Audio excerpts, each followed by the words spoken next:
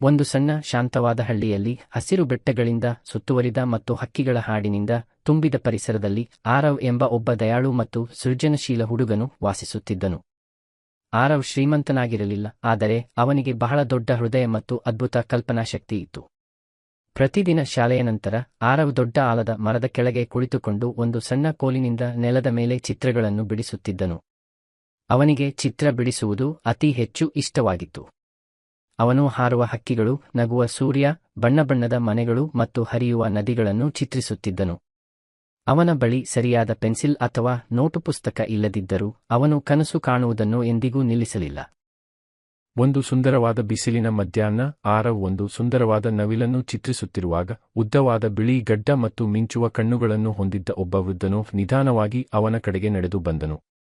ಆ ವೃದ್ಧನು ಸಾಮಾನ್ಯ ವ್ಯಕ್ತಿಯಾಗಿರಲಿಲ್ಲ. ಅವನು ಗ್ರಾಮದಿಂದ ಗ್ರಾಮಕ್ಕೆ ಸಂಚರಿಸಿ ದಯಾಳು ಮನಸ್ಸಿನ ಮಕ್ಕಳಿಗೆ ಸಹಾಯ ಮಾಡುವ ಜ್ಞಾನಿ ಜಾದೂಗಾರನಾಗಿದ್ದನು.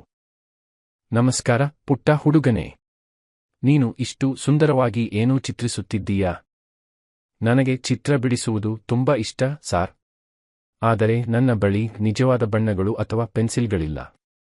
ಆ ವೃದ್ಧನು ಪ್ರೀತಿಯಿಂದ ನಗುತ್ತ ಹೇಳಿದನು, ನಿನ್ನ ಚಿತ್ರಗಳು ಸುಂದರವಾಗಿರುವುದು ಬಣ್ಣಗಳಿಂದಲ್ಲ, ಅವು ನಿನ್ನ ಹೃದಯದಿಂದ ಸುಂದರವಾಗಿವೆ. ನಂತರ ಅವನು ತನ್ನ ಚೀಲದಿಂದ ಹೊಳೆಯುವ ಬಂಗಾರದ ಪೆನ್ಸಿಲ್ ಅನ್ನು ಹೊರತೆಗೆದನು. ಇದು ಒಂದು ಮಾಯಾ ಪೆನ್ಸಿಲ್. ನೀನು ಇದರಿಂದ ಏನು ಚಿತ್ರಿಸಿದರೂ ಅದು ನಿಜವಾಗುತ್ತದೆ. ಆದರೆ ನೆನಪಿರಲಿ, ಇದನ್ನು ಜಾಣ್ಮೆಯಿಂದ ಮತ್ತು ದಯೆಯಿಂದ ಬಳಸು. ಅವನು ವೃದ್ಧನಿಗೆ ಧನ್ಯವಾದ ಹೇಳಿ ತಕ್ಷಣವೇ ಆ ಪೆನ್ಸಿಲ್ ಅನ್ನು ಪ್ರಯತ್ನಿಸಿದನು.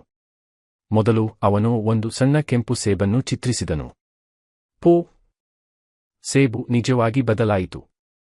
ಆರವ್ ಸಂತೋಷದಿಂದ ನಕ್ಕು ಆ ಸೇಬನ್ನು ತಿಂದನು. ಅದು ಅವನು ಎಂದಿಗೂ ರುಚಿಸಿದ ಅತ್ಯಂತ ಸಿಹಿಯಾದ ಸೇಬಾಗಿತ್ತು. ನಂತರ ಅವನು ಚಿತ್ರಿಸಿದನು ಹಾರುವ ಚಿಟ್ಟೆ, ಆಟವಾಡುವ ನಾಯಿ, ಬಣ್ಣಬಣ್ಣದ ಬಲೂನುಗಳ ಗುಚ್ಛ. ಎಲ್ಲವೂ ನಿಜವಾಗಿ ಬಿಟ್ಟವು. ಅವನು ಸಂತೋಷದಿಂದ ಕುಣಿದಾಡಿದನು. ಆದರೆ ಸ್ವಲ್ಪ ಸಮಯದ ನಂತರ ಆರವ್ ಏನೋ ದುಃಖಕರವಾದುದನ್ನು ಗಮನಿಸಿದನು. ಅವನ ಹಳ್ಳಿಯ ಜನರು ಖಾಲಿ ಬಕೆಟ್ಗಳನ್ನು ಹಿಡಿದು ನೀರನ್ನು ತರಲು ದೂರ ದೂರ ನಡೆಯುತ್ತಿದ್ದರು. ಹಳ್ಳಿಯ ಬಳಿಯ ನದಿ ಒಣಗಿ ಹೋಗಿತ್ತು. ಒಬ್ಬ ಚಿಕ್ಕ ಹುಡುಗಿ ಕುಡಿಯಲು ನೀರು ಇಲ್ಲದೆ ಅಳುತ್ತಿದ್ದಳು. ಆರವ್ ನಗುವುದನ್ನು ನಿಲ್ಲಿಸಿದನು.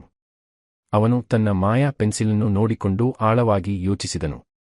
ತನ್ನಿಗಾಗಿ ಆಟಿಕೆಗಳನ್ನು ಚಿತ್ರಿಸುವ ಬದಲು ಅವನು ತನ್ನ ಹಳ್ಳಿಗೆ ಸಹಾಯ ಮಾಡಲು ನಿರ್ಧರಿಸಿದನು. ಅವನು ಎಚ್ಚರಿಕೆಯಿಂದ ಹಳ್ಳಿಯ ಸಮೀಪದಲ್ಲಿ ಸ್ವಚ್ಛವಾದ, ಮಿನುಗುವ ನೀರಿನಿಂದ ತುಂಬಿದ ದೊಡ್ಡ ಸುಂದರವಾದ ಸರೋವರವನ್ನು ಚಿತ್ರಿಸಿದನು. ಬೂಮ್! ಒಂದು ನಿಜವಾದ ಸರೋವರ ಪ್ರವಾಹಿತು. ನೀರಿನ ಹಕ್ಕಿಗಳು ಅದರ ಮೇಲೆ ಹಾರಲು ಪ್ರಾರಂಭಿಸಿದವು ಮತ್ತು ಮೀನುಗಳು ಒಳಗೆ ಈಜಲು ಆರಂಭಿಸಿದವು. ಹಳ್ಳಿಯವರು ಆಶ್ಚರ್ಯದಿಂದ ದಂಗಾಗಿ ನಿಂತರು.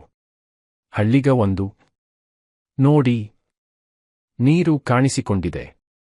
ಹಳ್ಳಿಗ ಎರಡು, ಇದು ಅದ್ಭುತವಲ್ಲವೇ? ಎಲ್ಲರೂ ಸರೋವರದ ಕಡೆಗೆ ಓಡಿ ಬಂದು ತಮ್ಮ ಬಕೆಟ್ಗಳನ್ನು ತುಂಬಿಕೊಂಡು ಸಂತೋಷದಿಂದ ತಾಜಾ ನೀರನ್ನು ಕುಡಿದರು. ಅವರು ಕಣ್ಣಲ್ಲಿ ಸಂತೋಷದ ಕಣ್ಣೀರು ತುಂಬಿಕೊಂಡು ಆರವ್ಗೆ ಧನ್ಯವಾದ ಹೇಳಿದರು. ಆದರೆ ಆರವ್ ಅಲ್ಲೇ ನಿಲ್ಲಲಿಲ್ಲ. ನಂತರ ಅವನು ಚಿತ್ರಿಸಿದನು ನೆರಳು ನೀಡುವ ಎತ್ತರದ ಹಸಿರು ಮರಗಳು, ಮಕ್ಕಳಿಗಾಗಿ ದೊಡ್ಡ ಶಾಲೆ, ಬಡ ಕುಟುಂಬಗಳಿಗಾಗಿ ಸಣ್ಣ ಇಟ್ಟಿಗೆ ಮನೆಗಳು, ಮಕ್ಕಳಿಗಾಗಿ ಆಟದ ಮೈದಾನ. ಇಡೀ ಹಳ್ಳಿ ಸುಂದರವಾದ, ಸಂತೋಷದ ಸ್ಥಳವಾಗಿ ಬದಲಾಯಿತು. ಮಕ್ಕಳು ನಗುತ್ತಿದ್ದರು, ರೈತರು ನಗುತ್ತಿದ್ದರು ಮತ್ತು ಹಕ್ಕಿಗಳು ಮತ್ತೆ ಹಾಡಲು ಪ್ರಾರಂಭಿಸಿದವು.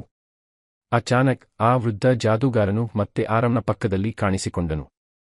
ವೃದ್ಧ ಗರ್ವದಿಂದ, ಆರವ್, ನೀನು ಈ ಪೆನ್ಸಿಲನ್ನು ದುರಾಸೆ ಅಥವಾ ಸ್ವಾರ್ಥಕ್ಕಾಗಿ ಬಳಸಲಿಲ್ಲ, ನೀನು ಇದನ್ನು ಇತರರಿಗೆ ಸಹಾಯ ಮಾಡಲು ಬಳಸಿದೆ. ಅದೇ ನಿಜವಾದ ಮಾಯೆ. ಅವನು ಸೌಮ್ಯವಾಗಿ ಪೆನ್ಸಿಲನ್ನು ಮುಟ್ಟಿದನು ಮತ್ತು ಅದು ಹಿಂದೆಂದಿಗಿಂತಲೂ ಹೆಚ್ಚು ಪ್ರಕಾಶಮಾನವಾಗಿ ಹೊಳೆಯಲು ಆರಂಭಿಸಿತು. ವೃದ್ಧ, ಇಂದಿನಿಂದ ಈ ಮಾಯಾ ಪೆನ್ಸಿಲ್ ಯಾವಾಗಲೂ ನಿನ್ನ ಕೈಯಲ್ಲಿ ಕೆಲಸ ಮಾಡುತ್ತದೆ, ಏಕೆಂದರೆ ನಿನ್ನ ಹೃದಯ ದಯಾಳುವಾಗಿದೆ. ಆರವ್ಗೆ ಹೆಮ್ಮೆ ಆಯಿತು, ಆದರೆ ಅದಕ್ಕಿಂತ ಹೆಚ್ಚಾಗಿ ಅವನ ಮನಸ್ಸು ಸಂತೋಷದಿಂದ ತುಂಬಿತು. ಆ ದಿನದಿಂದ ಅವನು ದಯೆಯಿಂದ ಹಳ್ಳಿಯನ್ನು ಬದಲಿಸಿದ ಹುಡುಗ ಎಂದು ಪ್ರಸಿದ್ಧನಾದನು. ಹೀಗೆ ಆರವ್ ಸಂತೋಷವಾಗಿ ಬದುಕಿದನು, ತನ್ನ ಪ್ರತಿಭೆಯಿಂದ ಸದಾ ಇತರರಿಗೆ ಸಹಾಯ ಮಾಡುತ್ತಾ.